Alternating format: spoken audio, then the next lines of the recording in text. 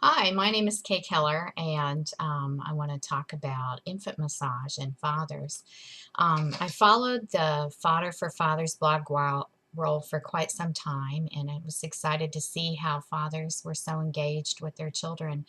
Um, they didn't used to be when I was growing up, and so this was exciting for me to watch this kind of unfolding out there on the internet. And as I pondered doing a video, I wondered what I could say to convince fathers that they were as important in life as a child as a mother. And I looked over the research in strengthening couple relationships, which shows that what happens to children. This is the book that I was talking about, and it's a great book. It's a book on it takes a look over all of the research literature and kind of looks at those relationships and how poor the outcomes are for children when fathers are not involved in a child's life.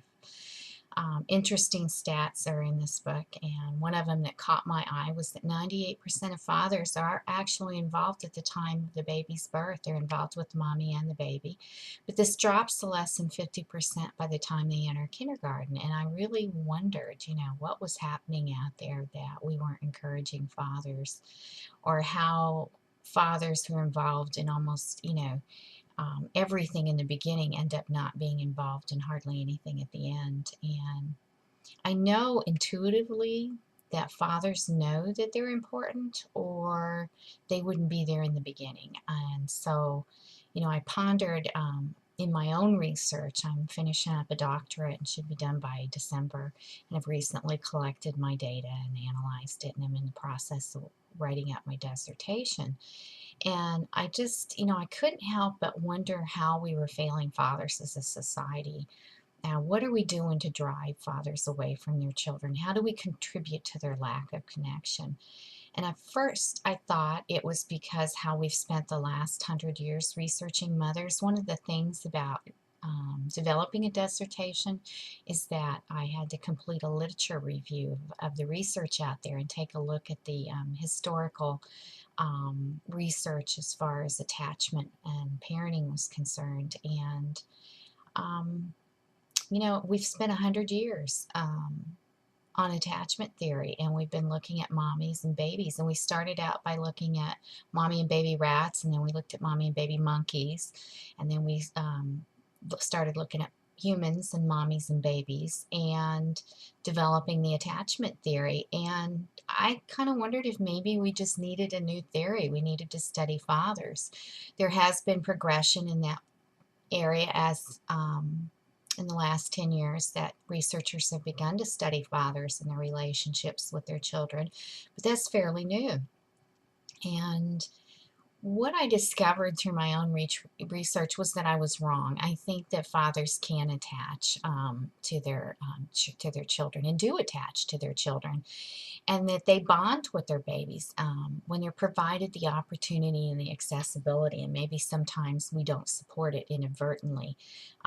In speaking about my research out in the community, I had fathers who up and told me that when they went to the birthing classes, or when they went to the parenting classes, or when they went to any kind of classes with their wife, that often the attendee was a woman, and that she tended to look at the mother and not engage the fathers in eye contact. And I thought, well, that's pretty substantial. That's very interesting.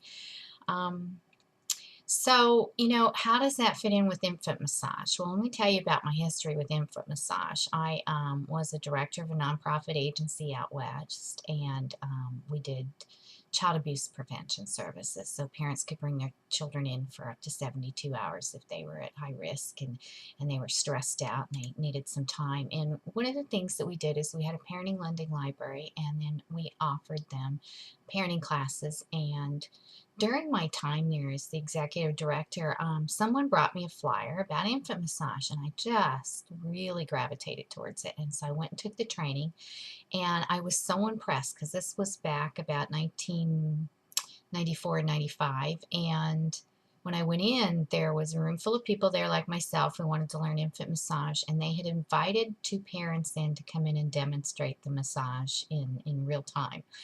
And one was a mother and her new baby, and the other one was a father and his baby. And he came in his business suit, and he sat down, and he had a briefcase and a cell phone in one hand, and he had the baby and all the paraphernalia in his other hand. And he sat down and he sat all of that business stuff aside, turned off his cell phone, set everything down, and he started to massage this baby on the floor just like the mommy did. And with both of these parents, there was a real sense that we were the intruders. You know, they held eye contact with the baby and they were really at one with their child. And I was just sold on infant massage after that. And we took it back to the center and I trained our employees how to do it. And one weekend in particular, we had a baby who came in who had been exposed to substances in utero.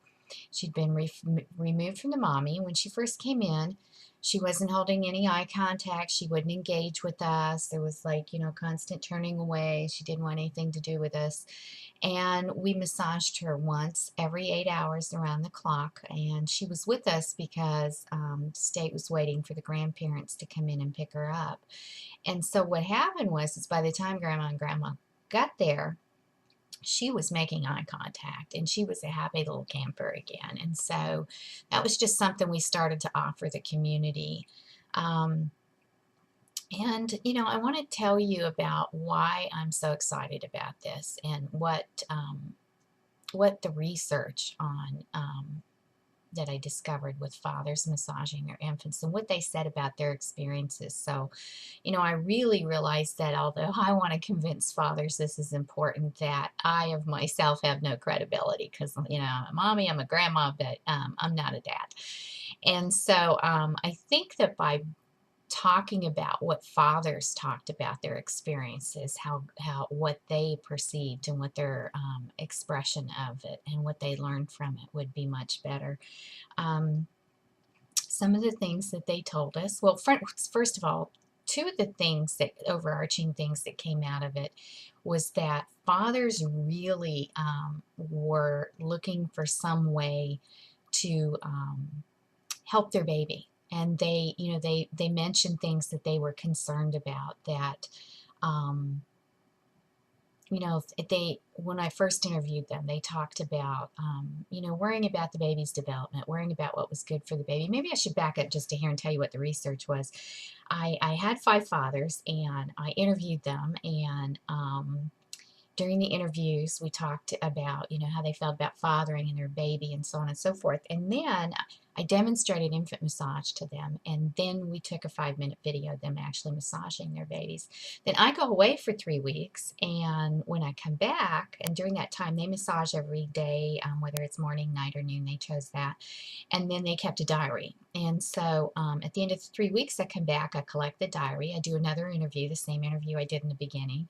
And then I did a 5-minute video. Well, then they watch both of those 5-minute videos, and then they give me a reaction to what they see in those videos. So first, the exciting part was that they got to see that their babies had grown, and then they got to watch themselves massaging their babies. And it was, you know, it was really interesting. So here's what they said about their experiences of learning to massage their infant and their desire to continue to massage their infant. First of all, attachment happens over time. So out of the expressions that they gave me, I looked at things like awareness, emotion, engagement, motivation, opportunity, the relationship, and the sensitivity. Under awareness, fathers realized how competent they were after watching themselves on the video. They discussed how they had now had a skill set to soothe their infant and relieve the mother of some of the caregiving activities. And like I said, you're going to see this two overarching themes here. One, they wanted to please the mama, and two, they wanted to please the baby. And emotion-wise, what they expressed was their worry and fear, like I said in the very beginning. However, by the end, they were excited and they kind of anticipated and talked about how they would like to continue massaging their infants, that it gave them that one-on-one time with their infants. They expressed joy at being able to relieve their infant's distress if the baby was crying or colicky, and they really seemed to feel like they now had something that they could do. engagement.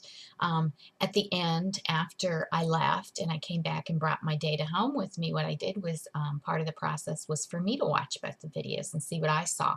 And so what I saw was that fathers made eye contact, they talked, they made soothing sounds to their infants, and they read both the baby's sounds and their body language. And so they talked about responding and applying different types of pressure. You know, if it was, they read the baby's body to determine whether or not it was too much or too little.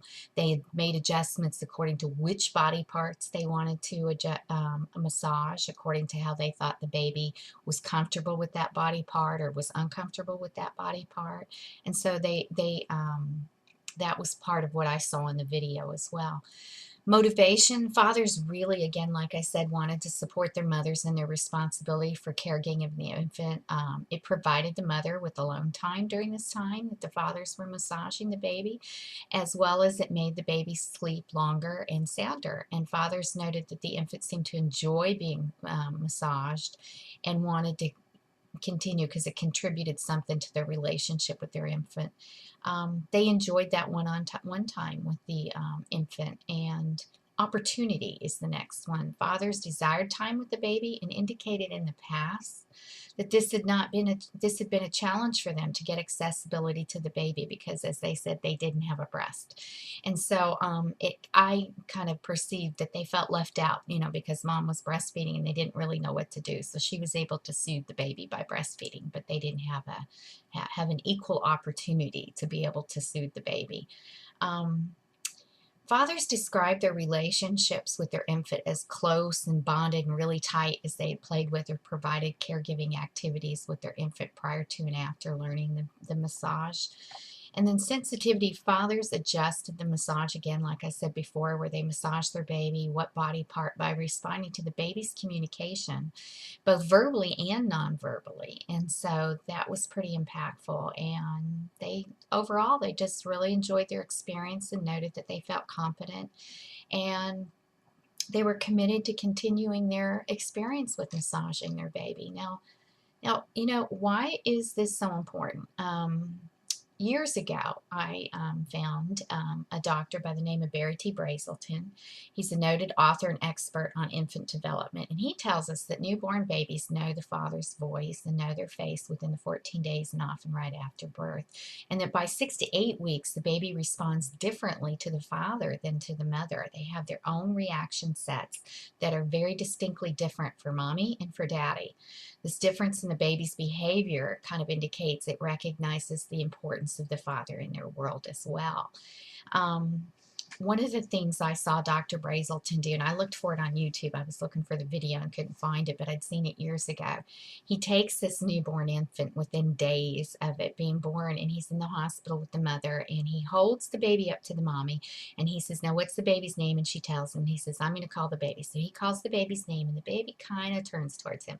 He said, now I want you to call the baby's name at the same time. And so he and the mommy call the baby's name at the same time, and the baby's between him and the mommy, and the baby turns its head right over to the mommy, knows who the mommy is. So then he walks over to the dad and he does the same thing with the father, and the baby turns its head towards the father. And he reminds that father that that baby heard him when that baby was in the womb. And so that baby is already very well acquainted with daddy. So they are bonded, the baby's bonded before birth. And in the past, we talked about bonding with mothers like it was a all chemical reaction on the I always stutter over that word, oxytocin, lets down that, you know, then mother becomes a mother, and that's what bonds her and the baby. And that is true. However, there's this researcher by the name of Winkler who back in 2000 really talks about the fact that fathers can bond with the infant through touch, and that it's through the 5 senses that come into play: smell, sight, sound, taste, and touch. And if you think about it, when we talk about men bonding, like we joke around about men bonding out on the basketball court or bonding in physical activities, there's a lot of that goes on. They're spending time with each other, and they're playing. You smell because you get all sweaty. There's sight, there's sound, and there's touch, and to some extent the taste. Even the saliva in our mouth can stimulate us, and so there's a bonding opportunity there for fathers.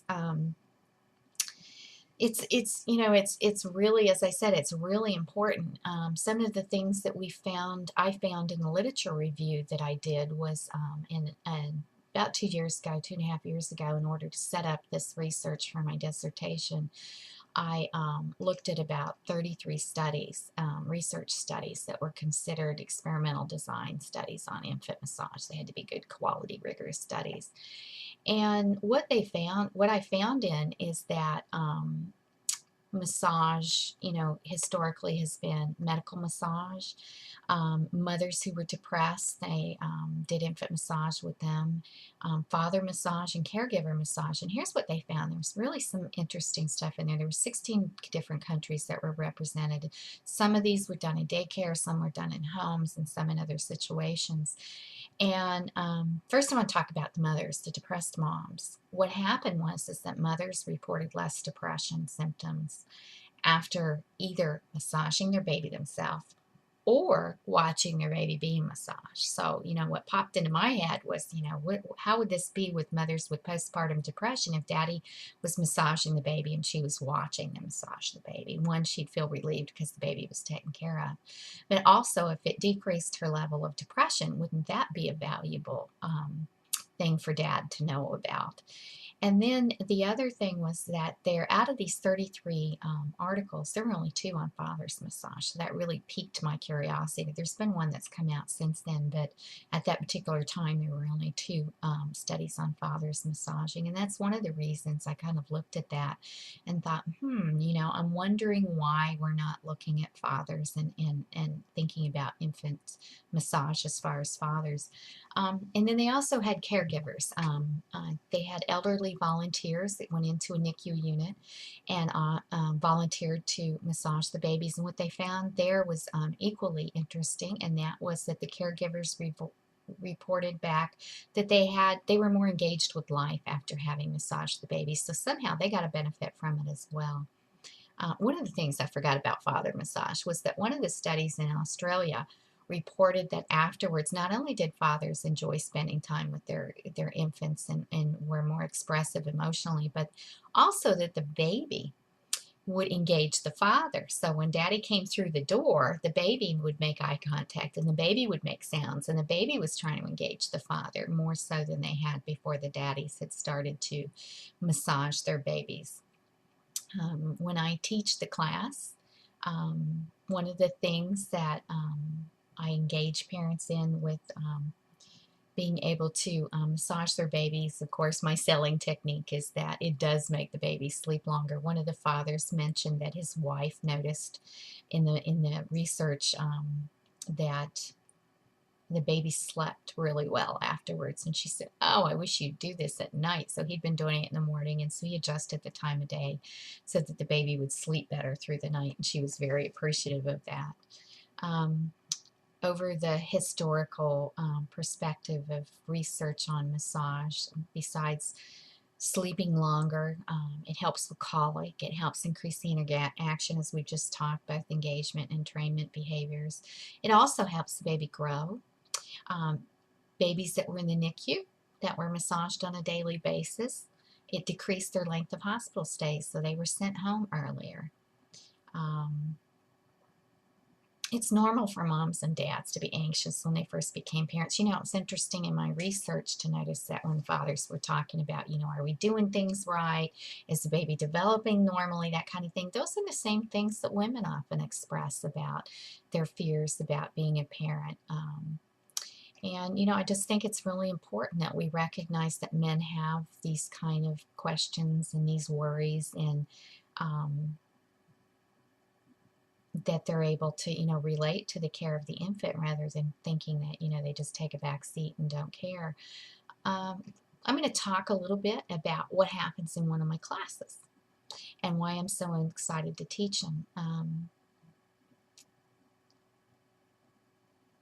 When I start the instruction, I ask parents to ask the baby's permission. And a lot of times they laugh and they say, my baby's not even talking yet. Well, no, the baby's not talking yet. But they find that when they ask the baby's permission, that a lot of parents report that the baby's leg, they're holding the leg, so they say, may I massage your leg? And then the baby actually kind of relaxes. She says, I don't know if he understands or not, but he did relax his leg. And one of the reasons I personally find that so important is that in my professional career, parents often approached me and they said, how can I make sure that my kids don't do something with a stranger that they shouldn't do? And I said, basically when we're born, our parents are like gods to us. They feed us. We're totally dependent on them. So if I ask my babies permission to massage them, and I give them the opportunity to say no or to say yes, how much more powerful is that going to be to say no to a stranger? And oftentimes, inadvertently, even the best of parents, we tend to override children's first instincts. And yet those instincts are exactly what we need to survive. Gavin de Becker wrote an amazing book called The Gift of Fear and Protecting the Gift, and he talks about that in there. He worked with victims, adult victims, and he said almost every time he started noticing a pattern that they would say, I got a funny feeling, something said in my head I shouldn't do this, the hair stood up on the back of my neck, and they overrode it. And that's one of the reasons I'm so passionate about parenting and how important it is. And infant massage in particular, because that's kind of built in by asking the baby's permission, moving from body part to body part, and asking each time when we go from the foot to the hand to the leg to the back, and repetitively asking, because I think it sets up that kind of emotional communication between the parent and the baby right up front. And by the way, older children often appreciate this. My son was actually 12 years old, I think, when I went and took this infant massage class. He was my youngest. I mean, I had touched my babies and massaged my babies, but not really had gotten into it the way I did after I took this class. And he wanted to stay home from school one day, and I'd paid for this class and I needed to go to it, and I didn't have anybody to watch him. And I said, do you want to go with me to this class? Well, he wasn't feeling really sick, but he just, was a little under the weather. So he went with me and he watched, and I said, can I practice on you? And he said, sure. So I started out with his feet, and then I said, do you want me to do your legs? And he pulls up his pants legs and he says, sure, Mom, go ahead. And I had him let me do his legs. And every once in a while after that, not all the time, but he would come to me and he'd say, can I get a back massage? Would you massage the back of my head? And he would talk to me a lot during that massage. And so I discovered that it really does open up the lines of communication. And I know for myself, not only do I sleep really good after I have a massage, but sometimes I get chatty with my masseuse. And, when I get up and I'm done getting my massage, I have good feelings about the massage person. So, you can see where it could be really valuable with parents. But the type of class that I teach it's a combination of Indian, Swedish, and reflexology strokes. And these strokes are introduced to the child in the beginning with the feet. We start with the feet and then kind of move up the body slowly. We only do 3 strokes at a time because we really don't want to overstimulate the baby. And it may be their first time they've had a full body massage. Maybe in the past you just kind of massage their arms or their legs, and so giving them a full body massage could be a little bit more overwhelming for them. Also, one of the benefits, like for instance when the parent gets up to doing the leg and we're doing some of the strokes, I encourage them to actually put their hand up under the baby's buttocks and pull down on the leg and go all the way down to the toe, because infants don't often have a sense that those cute little feet and those cute little hands are actually attached to their body. And if you've ever noticed, sometimes babies will pick up their toes and they'll play with them and they'll put them in their mouth and they bite down and they look at you like they've hurt them. It's because they don't understand that toe actually belongs to them yet. And so it takes a little while for their cognitive development to catch up. But that helps give them a sense of their whole body. They get to be in their body, to have a sense of their body when they're being massaged. And that's one of the things that I really enjoy about it. Now, the other thing is that I use a doll. I don't actually massage other people's babies. And the reason I don't do that is because I very much believe that I don't need to be an intruder in this relationship. I'm just there to help demonstrate those strokes and support these families in bonding and attaching with their babies. The baby doesn't need me to touch them. They want mom and dad to touch them, or the caregiver to touch them. And so I teach parents how to recognize the difference between behavioral sleep states, and those are quiet sleep, active sleep, drowsy sleep, quiet alert, active alert, and crying states. And so they'll have different levels, just like we do. We have different, REM cycles that we sleep through. We're light sleepers, heavy sleepers, so on and so forth. When you take a look overall at some of the things that um, different types of massage and learned how to adjust it, according to the baby's sounds and so on and so forth. And sometimes fathers, especially, will say, I don't want to push too hard. And I say, well, just kind of adjust it. You don't want to go too light because that'll tickle. But give it kind of like you would with anybody else. Just watch the baby's body language, listen to their little grunts. They'll kind of let you know if it's too hard or too soft. The wonderful thing about infant massage is that it's good for all babies. They can be premature babies. They might be babies born to teens, orphaned and adopted babies, babies born with birth defects, drug and alcohol exposed infants, as I talked about before. Infants that are HIV positive, sometimes those need it the most because people might not be touching them. Infants that experience colic. Colic can be horrendous. I was a first-time young mom, and my baby cried a lot, and back then nobody mentioned colic to me. I didn't know what was going on, and so he breastfed constantly and he cried constantly, and I felt like I wasn't doing anything right. And his dad and I just, we didn't know who to turn to. And I finally found a little Leachy League group because I was breastfeeding, and someone in there mentioned that it might be colic, but no one mentioned anything about massaging his stomach. I mean, I tried to do little things like wiggle his legs and kind of help him out a little bit, but it was real challenging. And luckily, with my my other two children, we didn't have that occurrence, but it was very dramatic, and I just remember those feelings of being overwhelmed. Sometimes infants too experience sleep disorders. They may not sleep all night, or they may sleep sporadically. Low birth weight babies have been known to gain weight, and there's actually been studies even with adults on people who are anorexic that massage helps them to increase their appetite. Let's see, what else? Massage, autism, children who've had experienced burns, not during the time that their burns are healing, but afterwards. It helps them, get back in their skin and be able to feel good about their skin. Adolescents, adults, and elderly people have all shown improvement when receiving a massage and giving a massage. And this need for touch is not indifferent to any human being. As a matter of fact, some of you may know about some of the studies that had often been done. There was studies that were done in Romanian orphanages back at the beginning of the last century, in which orphan babies were in orphanages and had not been touched and literally died and were failure to thrive babies because they weren't touched. It's healing. It promotes a sense of well-being. The skin is the largest organ in our bodies, and it's the most sensitive. And then supports communication. And, I was trying to think if I'd left anything else. I get so excited about this, and I love to talk about it. And I really enjoy teaching the class. I enjoy watching babies and mommies and babies and daddies just be able to have that time together. And doing the research was really emotional. I stood behind that camera during those 5-minute interviews and just watched these daddies take over with their babies and massage them. And there was something so compelling about it. There was something so intimate. And I just stayed quiet and observed it. And it was really a privilege to be able to conduct research like this. I would welcome your questions.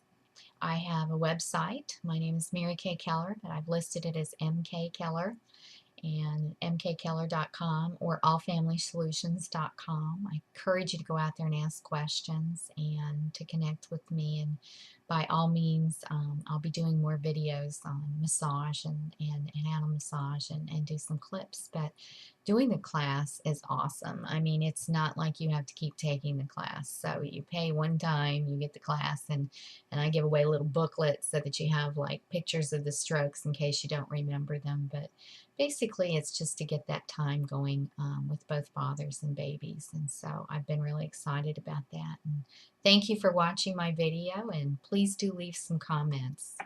You all have a nice evening.